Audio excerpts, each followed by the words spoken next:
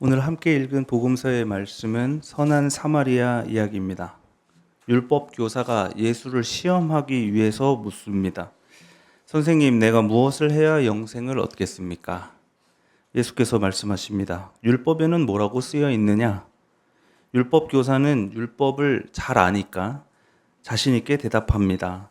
내 마음을 다하고 내 목숨을 다하고 힘을 다하고 또 내 뜻을 다하여 주 너희 하나님을 사랑하여라. 그리고 내 이웃을 내 몸같이 사랑하여라 입니다. 네, 이 정답은 우리도 잘 알고 있는 하나님 사랑, 이웃 사랑이었습니다. 예수께서 말씀하십니다. 너의 대답이 옳다. 그대로 행하여라. 그리하면 살 것이다. 논쟁이 시시하게 끝났습니다. 율법 교사가 한 번 더 꼬아서 질문합니다. 그렇다면 내 이웃이 누구입니까?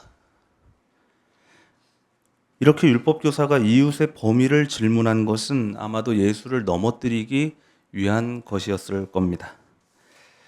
유대의 율법은 이웃을 사랑하고 원수를 미워하라고 가르칩니다. 이웃과 원수, 이 어떤 해석학적 관점에 따라서 이 둘은 전혀 달라집니다. 유대 민족주의적인 관점에서 해석하자면 이웃은 같은 민족인 유대인이고 또 원수는 이방인 또는 사마리아인이 됩니다. 유대인들은 사마리아인을 특히 더러운 사람들이라고 생각했습니다. 왜냐하면 형제를 배신하고 이방인과 피를 섞었고 또 예루살렘이 아닌 사마리아에서 예배를 드리기 때문입니다. 그리고 당시에는 이것이 유대의 정설이었습니다. 예수는 하나님의 구원이 이방인에게까지도 열려 있다고 가르치는 사람이었습니다. 이것이 예수의 복음입니다. 그러니까 만약 예수가 여기서 이방인도 이웃이라고 말하면 그 유대의 정통에 반하는 것이고 이방인은 이웃이 아니라고 말하면 스스로 모순에 갇히게 되는 셈입니다. 그러니까 율법 교사의 질문은 나름대로 날카로웠다고 할 수 있겠습니다. 예수께서 이제 이 이야기를 들려주십니다. 어떤 사람이 예루살렘에서 여리고로 내려가다가 강도를 만났습니다. 예루살렘에서 나오는 것을 보니까 아마도 이 사람은 유대인인 것 같습니다. 강도들은 그의 옷과 모든 것을 빼앗고 때려서 거의 죽게 된 채로 거리에 내버려 두고 갔습니다. 마침 어떤 제사장이 그 길로 가다가 그 사람을 보았습니다. 하지만 그 제사장은 그대로 피해서 돌아갔습니다. 피를 만지면 부정하다는 율법 때문이었을까요? 어쨌든 제사장은 모른 척하고 지나갔습니다. 또 레위 사람도 그 길을 지나갔지만 제사장과 같이 그냥 피해서 지나갔습니다. 거룩한 성전에서 일해야 하는 레위 사람도 마찬가지였을까요?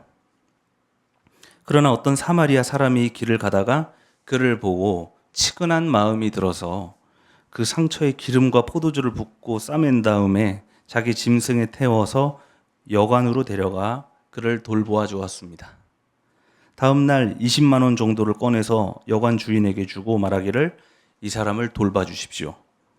비용이 더 들면 내가 다시 돌아오는 길에 내겠습니다. 말했습니다. 자, 이제 예수께서 율법 교사에게 묻습니다. 너는 이 세 사람 가운데 누가 강도 만난 사람의 이웃이 되어 주었다고 생각하느냐? 그가 대답합니다. 자비를 베푼 사람입니다. 예수께서 말씀하십니다. 가서 너도 이와 같이 하여라. 율법 교사는 사마리아 사람도 우리의 이웃이냐고 물어봤지만 예수는 반대로 사마리아 사람이 강도 만난 사람의 이웃이 되어 주었다고 가르쳐 주었습니다. 우리도 율법 교사와 같이 가끔씩 묻습니다. 우리가 누구에게까지 자비를 베풀어야 합니까? 내 가족까지입니까? 아니면 기독교인까지입니까? 같은 정치 세력까지입니까? 세금을 내는 사람들까지입니까? 한국 사람까지입니까? 가난한 사람까지입니까? 장애인까지입니까? 해고 노동자까지입니까? 생물학적 여성까지입니까? 성소수자까지입니까? 동물까지입니까? 누구까지 우리가 연대해야 할 대상인지 우리는 가끔 스스로에게 묻습니다. 이것은 사실 그저 연대하기 싫은 우리의 못난 마음을 드러내는 것입니다. 영생을 얻기 위해서는 이웃을 사랑해야 한다는 것쯤은 알고 있습니다. 우리가 누군가를 미워하면서 하루를 마치면 지옥 같은 밤을 보내게 되고, 또 누군가를 사랑하면서 하루를 마치면 천국 같은 밤을 맞이하게 된다는 것쯤은 누구나 알고 있단 말입니다.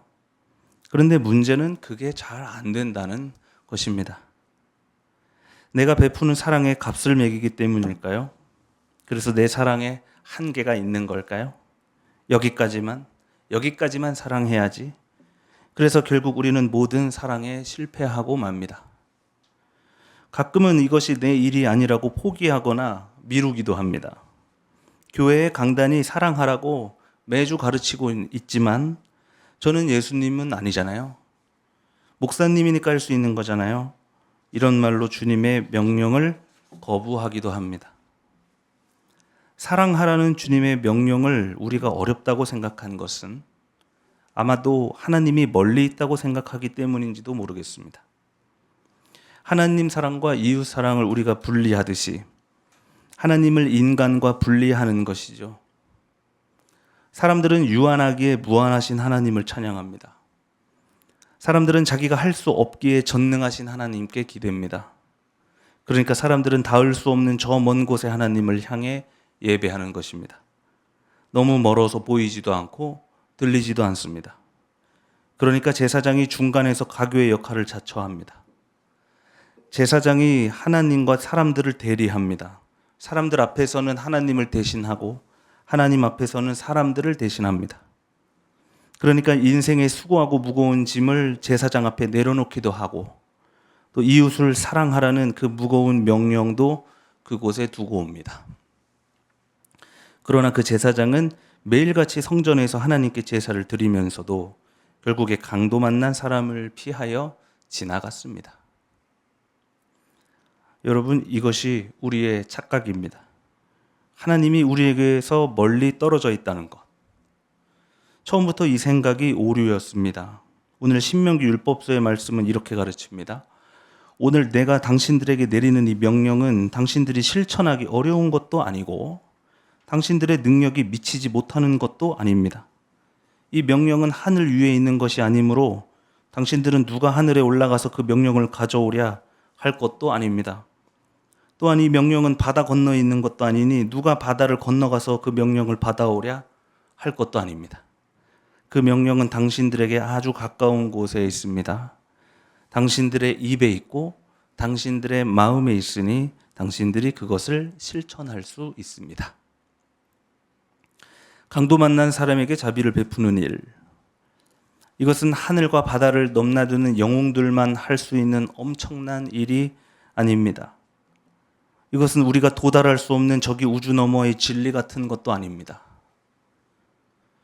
이것은 하늘이나 바다가 아니라 여러분 아주 가까운 곳에 있습니다.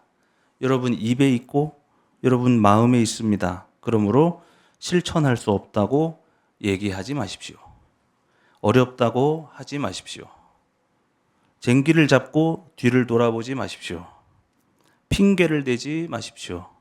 라고 오늘 성서는 우리에게 말하고 있습니다. 하나님이 우리에게서 멀리 떨어져 있다고 생각하니까 실천하지 않고 책임지지도 않는 겁니다. 누군가에게 자비를 베푸는 일이, 누군가를 사랑하는 일이 나와는 무관하다고 너무 쉽게 말해버리는 것입니다. 그러나 우리가 아무리 이렇게 생각할지라도 하나님이 멀리 계시지 아니하고 우리 가장 가까운 곳에 계신다는 진리가 변하지는 않습니다. 하나님의 성령은 예부터 지금까지 그리고 앞으로도 쭉 여러분 가장 가까운 곳에 있습니다. 이 진리의 말씀을 믿으시기를 바랍니다. 하지만 그렇다고 사랑이 나로부터 비롯된 것은 아닙니다. 오늘 바울은 골로새 교회에 편지합니다. 골로새 교회는 바울이 직접 세운 교회는 아닙니다. 이 교회는 빌레몬이라는 평신도와 또 에바브라라는 교역자가 바울의 복음을 듣고 세운 교회입니다. 그러니까 빌레몬이 장로님이고 에바브라가 목사님이라고 할 수 있겠죠. 골로새 교회의 믿음과 사랑은 날로 성장해 갔습니다. 아마도 빌레몬과 에바브라가 공동 목회를 잘 했나 봅니다. 바울은 그 교회에 이렇게 편지합니다. 우리는 그리스도 예수에 대한 여러분의 믿음과 또 모든 성도를 향한 여러분의 사랑을 전해 들었습니다. 이 믿음과 사랑은 여러분을 위하여 하늘에 쌓아두신 소망에 근거합니다. 이 소망은 여러분이 진리의 말씀, 곧 복음을 받아들일 때 이미 들은 것입니다. 이 복음은 온 세상에 전해진 것과 같이 여러분에게 전해졌습니다. 여러분이 하나님의 은혜를 듣고서 참되게 깨달은 그 날로부터 여러분 가운데에서 이미 열매를 맺으며 자라고 있습니다. 바울은 그 교회가 가진 믿음과 사랑이 그들로부터 비롯된 것이 아니라 하늘로부터 비롯된 것이라고 말했습니다. 그러니까 우리의 사랑이 하늘이나 바다에 있는 것이 아니고 우리와 가장 가까운 내 입과 또 내 마음 안에 있는 것이지만 그것은 반드시 하늘에서 비롯된 것이어야 합니다. 그 사랑은 하늘에서부터 출발하여 언제 우리 안에 들어왔냐면 바로 우리가 하나님의 은혜를 듣고서 참되게 깨달은 그 날로부터 우리 안에서 열매를 맺으며 무럭무럭 자라나고 있다는 것입니다. 여러분, 오늘 율법 교사는 하나님 사랑과 이웃 사랑이라는 정답을 알고는 있었지만 그것을 실천할 준비는 되어 있지 않았습니다. 오히려 이웃을 혐오할 준비가 되어 있었습니다. 그것은 그가 하나님 사랑과 이웃 사랑을 이분법적으로 분리했기 때문입니다. 이 세계 없이 하나님이 있을 수 없으며 또 하나님 없이 이 세계가 있을 수 없습니다. 교회에서 예배도 잘 드리고 헌금도 많이 해가지고 존경도 받지만 타인의 아픔에는 공감하지 않거나 가려서 공감하는 사람이 있다면 그 사람은 율법 교사입니다. 또 반대로 타인의 아픔에는 공감해서 그 눈물을 붙들고 살지만 만약 그의 사랑이 하나님과 관련이 없는 것이라면 그것에 한계가 있고 왜곡이 있으니 결국 율법 교사처럼 그 사람 또한 그 사랑을 가리게 될 것입니다. 그러므로 우리가 이웃을 사랑하려면 정말 하나님을 사랑해야 하고 또 하나님을 사랑하려면 정말 이웃을 사랑해야 합니다. 저는 담임 목회를 시작하기 전에 지금보다는 더 많은 시간을 거리에서 보냈습니다. 철거된 아연포차 이모들의 포차를 만들어주거나 그들과 매주 예배를 드리며 데모하는 삶을 보냈습니다. 세월호 유가족들과도 많은 시간을 거리에서 보냈습니다. 담임 목회를 시작하면서 그때만큼 거리에서 시간을 보내지는 못합니다. 그래도 제가 안수를 받으면서 다짐한 것은 제가 만일 목회를 핑계로 거리에 나가는 일을 그만둔다면 또 그곳에 마음을 두지 않는다면 저는 목사도 아니라는 선언이었습니다.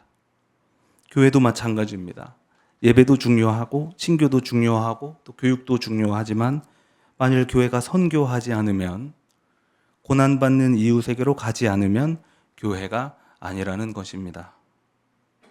억지로 무작정 모두 다 거리로 나오라는 것이 아닙니다. 우리는 각자의 삶이 있고 사정이 있으니까요. 그런데 금요일 오전만 되면 여러분이 세종호텔 고공농성 중인 고진수를 위해서 기도하는 거 아십니까? 아침에 도시락을 싸서 고진수에게 올리는 교우들이 있습니다. 그 선교사들의 선교 소식에 많은 교우가 스스로 여러분의 삶을 세종호텔 노동자들의 투쟁과 연결하고 있지 않습니까? 또 각자 삶의 현장에 있다가도 정해진 날 또 정해진 시간에 많은 교우들이 세월호 기억공간 앞에 모이기도 합니다. 또 7월 말에는 우리 청년들이 밤빈곤 연대 활동이라는 이름으로 정릉골 재개발 지역에 연대할 준비를 하고 있습니다. 그래서 새민족교회는 교회일 수 있는 겁니다. 저는 그런 새민족교회가 자랑스럽고 또 이곳에서 여러분과 목회하는 것이 참으로 기쁩니다. 여러분도 그렇죠? 사랑하는 교우 여러분, 어디까지 연대할 수 있습니까? 누가 여러분의 이웃입니까? 어디까지가 내가 사랑해야 할 사람들입니까? 어리석은 질문입니다. 오늘 사마리아인이 먼저 강도 만난 사람의 이웃이 되어 주었다는 사실을 기억하십시오. 사랑이든 연대든 신앙생활이든 실천할 수 없다고 쉽게 말하지 마십시오. 그저 고난받는 이웃 곁에서 하나님의 사랑을 실천하는 우리 새민족 교우들 곁에 영원하신 하나님의 은총이 충만하기를 빕니다. 오늘 주신 말씀 다 함께 묵상하겠습니다.